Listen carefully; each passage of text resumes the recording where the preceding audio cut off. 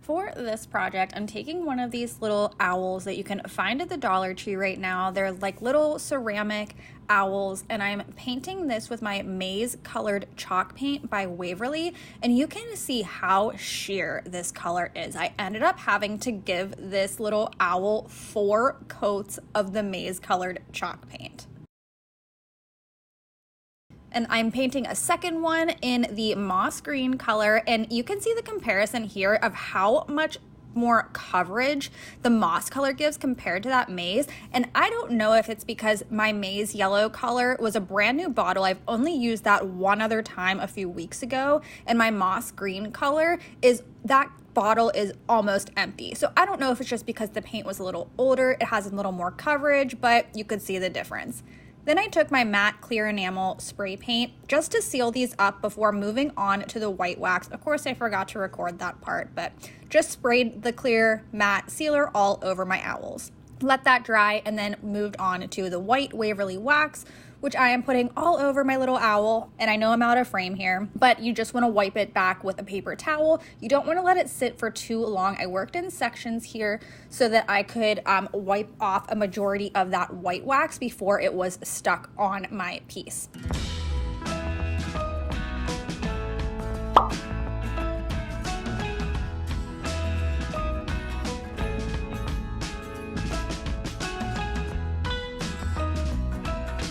So the green owl got the white wax, and then the yellow owl is getting a dark wax, which is just the antique Waverly wax. This is an idea I got 100% from Upcycled by Brie. I saw her do this on one of the Dollar Tree foxes. I couldn't find one of the foxes in my store, but I thought these owls were just as cute. So I wanted to do the exact same thing. She took a yellow DIY paint and some dark wax, and I just thought it turned out stunning.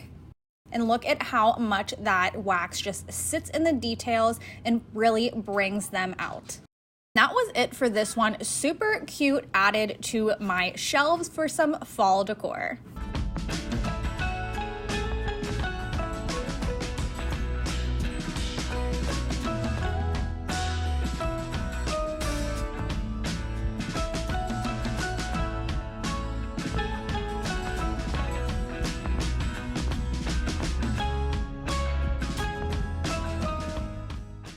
Friends, I have an exciting announcement today as I'm bringing to you my 5K giveaway. I am so humbled and honored that you all choose to come back and watch my videos and hang out with me every single week, and I wanted to give back to one of you. While I was searching my Dollar Tree this past week for some new fall goodies, I stumbled across 4 of the 5 farmhouse calendars, which I know everyone is always loving and always on the hunt for. Unfortunately, I thought I bought all 4, and apparently I only bought 3 of them. So I am going to be giving away one set of the 3 of the 5 farmhouse calendars that I was able to find, along with some goodies that I just picked out of my stash to give back to one of you for your continued support on my channel. We are coming up on 1 year here on YouTube. And I think it's the end of October will be my 1-year anniversary. So I am so excited to have reached 5,000 subscribers before that 1-year mark. I honestly didn't know how this was going to go at all whenever I started my channel, and I am just having so much fun, and I am loving to hear back from you. So the rules are super simple. All you have to do, live in the United States. Unfortunately, I cannot afford shipping to other countries at this time, but leave me a comment down below. What is your favorite season? Mine is the fall. I absolutely love decorating for the fall, sweater weather, boots, the chilly air. Like, I love everything about the fall. And I'm fortunate enough to live in a state that has all 4 seasons. So let me know which is your favorite down below. Let's get back into it. For the next project, I'm taking 2 of these larger pumpkins that are from the Dollar Tree. I got those this year, and then I'm also taking this little football pumpkins sign that I got last year and just removing one of the pumpkins. we're gonna make a little pumpkin grouping. So I'm starting out removing all of the embellishments and the paper. I was so excited when this paper started coming up really easily, and then about halfway through, it decided not to come up anymore, and I just had to rip it. I just took my heat gun and removed this raffia bow and the little leaves that were on top of this pumpkin, along with any of that excess glue that was left behind. I also want to take some spackling and fill in any of those holes, and then we can get started with this project. I'm taking one of these peel and stick tiles that the Dollar Tree has around, and I'm gonna start cutting out the design. So I wanna cut really closely to that raised surface, and I'm wondering, you'll see in a minute, but I'm wondering if that's where I went wrong with this project. But I wanted to make all of my pumpkins have some sort of texture, and I've seen other people use these tiles and give like a 3D effect, or where that design comes through. I didn't really get that look, but you'll see that here shortly. So after I cut out my design, I am placing it down in the center of my pumpkin, and then taking another one of those peel and stick tiles, cutting out sections of it and placing those around the center design. Next, I'm covering the whole pumpkin with basically a primer layer of white paint, and then I painted it with my mineral colored chalk paint, which I apparently also forgot to record that. I'm really failing in this video today. Once I had both of my paint colors down, then I'm taking my white wax once again by Waverly, and I wanted to use this to really bring out those details in the peel and stick tile that we added previously. And you can see, like, you can kind of see it coming through in that detail. I didn't achieve really as much as I thought it would. Once I had most of that white wax wiped off and it was as good as I thought it was going to look, I'm taking the dark gray elephant color and I'm just adding in those pumpkin details, and I'm going to go back and forth with my mineral and the elephant gray color just to kind of blend it all together and make the lines look a little bit less harsh.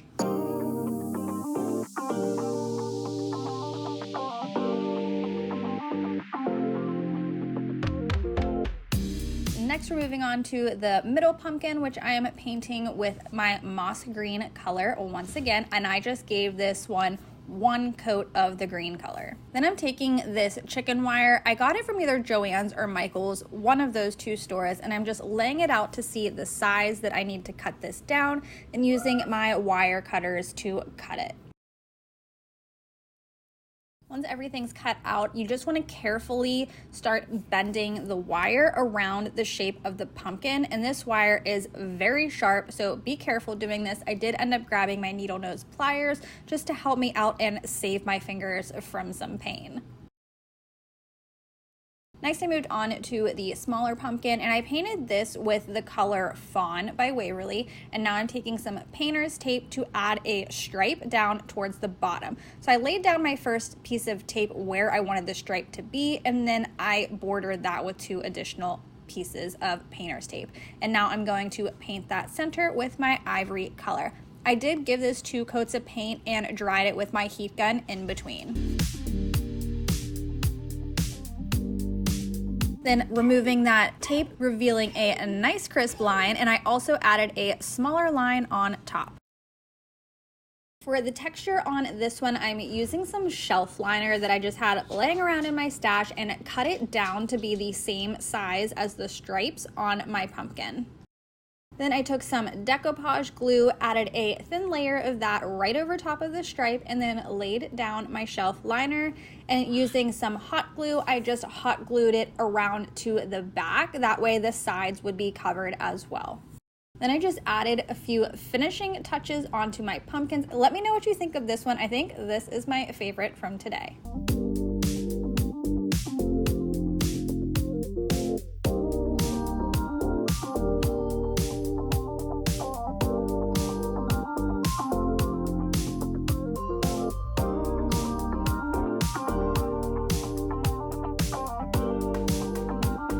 This next project was the most time consuming in today's video. So I'm taking this Hexagon It was a wall mirror that I got from the Dollar Tree several months ago. I had taken the mirror out to use for something else and had the frame still sitting around on hand.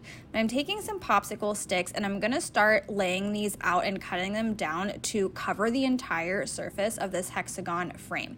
And I love using these little Dollar Tree clippers. I don't even know what they're called. They're in the gardening section in the spring and summertime at the Dollar Tree. If you see them, pick them up. I have found these to work the best when cutting popsicle sticks. And then I'm just using some hot glue to attach the sticks to the frame. I tried to go for a staggered look, but my popsicle sticks weren't quite long enough to really get that true effect and have something to glue them down to. So they kind of ended up being lined up all the same. But next I'm taking these mini wood sticks that I found at Walmart and I'm gonna start outlining the outside of the frame with these. I wanted them to be very staggered and to look random, so I started cutting them down with those same clippers and then hot gluing them down in place. I really wanted this to look random and not thought out and not have any type of pattern to it. So as hard as that was for my perfectionist brain, I think it turned out pretty good.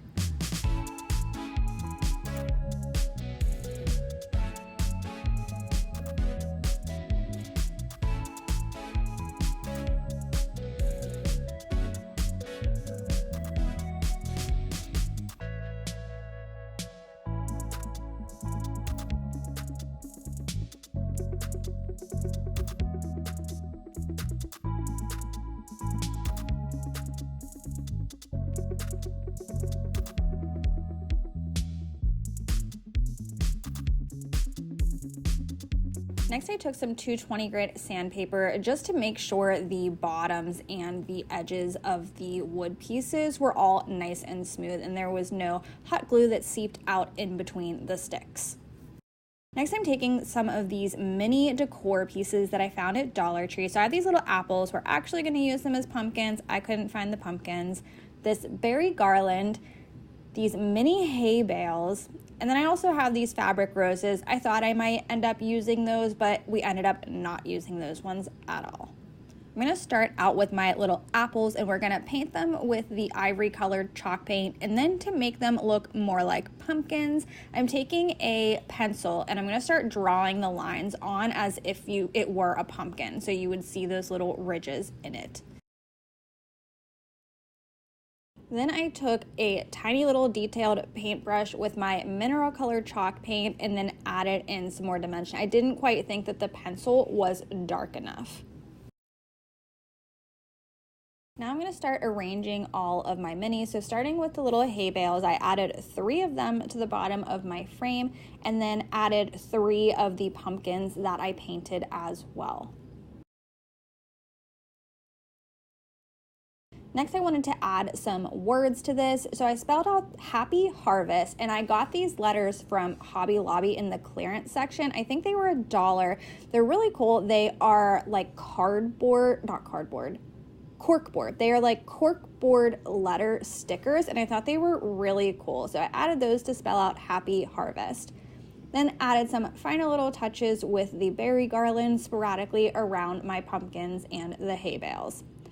So I had stopped here, put it up on my shelf, and I really didn't love it. I didn't think it was going with the whole vibe of my fall decor. So I took my heat tool and ripped everything off. Are we surprised? I'm not surprised. But I had this little flower that I painted several months ago in one of my videos. I will link that up in the cards and down below for you so you can see how I got that look. And I'm going to add a wood cube and then a tumbling block with my Starbond super glue to the back and then hot glue this down to the center of the frame. And I love the way this one turned out much better. But let me know which one you would have preferred.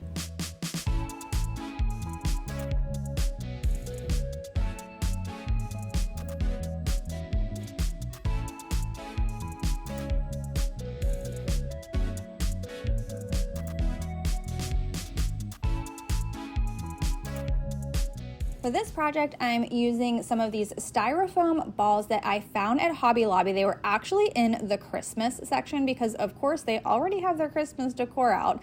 But I wanted to put a hole in the center, and my husband had this metal, I don't even know what it is, like a metal rod. So he heated it up because styrofoam melts really easily, and then just stuck it down through the center of my styrofoam ball, and you can see just how easily this thing melted through. You could also use a drill if you didn't have something metal or something hot to heat up to put through this. But what we're making is little yarn pumpkins, and these things turned out so adorable. I ended up making 3 of these, but I'm only going to show you one. Here I'm using an ombre, really fun type of yarn. I don't even know where I got this from. I've had it for years, but I started by just cutting off a long strand of it, and I'm gonna hot glue the starting point into the center of that hole that we started.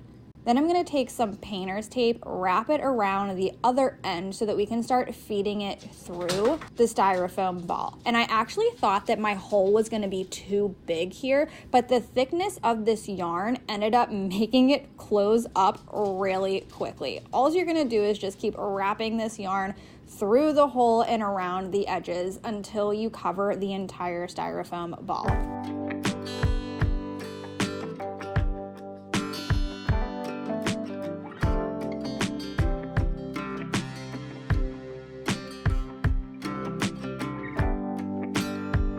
I think it was just the thickness of this yarn that made it a little bit more difficult to work with towards the end. The second one that I made was like a normal thin size yarn. You can actually see it in the top of the screen, that yellow mustard color one there. And that one I didn't have any issues with feeding the yarn through the entire time.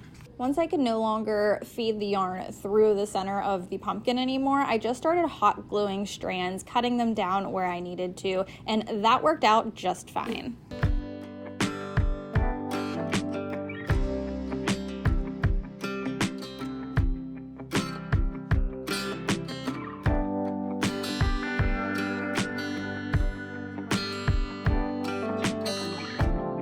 My pumpkin was nice and full, he needed a stem, so I had these little twig branches and I cut one down in half, and I'm going to use that to hot glue it as his little stem. And that was it for this one. You could make as many of these as you want. You could make them larger, make them smaller, make them all different colors to fit into your home decor.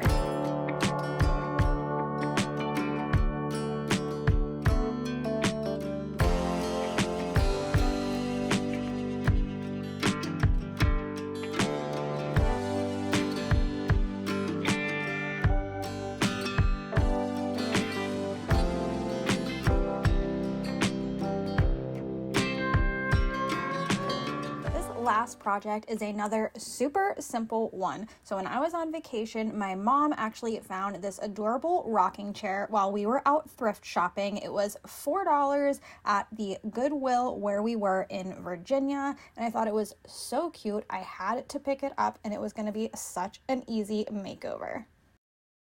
Starting out, I'm just going to take some 220 grit sandpaper. We're going to give the whole thing a nice scuff sand. I didn't worry about getting it every little nook and cranny of this thing. There were a lot of spindles. But then I took it out to my garage, gave it a coat of primer, and now I am going to give it 2 coats of this heirloom white Rust-Oleum spray paint and let it dry. Next, I'm taking my antique Waverly wax with a small detailed paintbrush, and I'm going into all of the grooves on this rocking chair. I really want to pull those out and show all of the dimension. This piece also had a ton of like nicks and scratches and grooves all over the rocking chair, so I wanted to make sure I could bring those out as well. So after I went into all of the little like creases on the spindles and everything, I painted on the Waverly wax on the entire piece, and then I took a baby wipe and rubbed it off just so that it would stay down into all of those grooves. And that was it for this one. Placed it on my shelf and styled it, and I absolutely loved the way this turned out.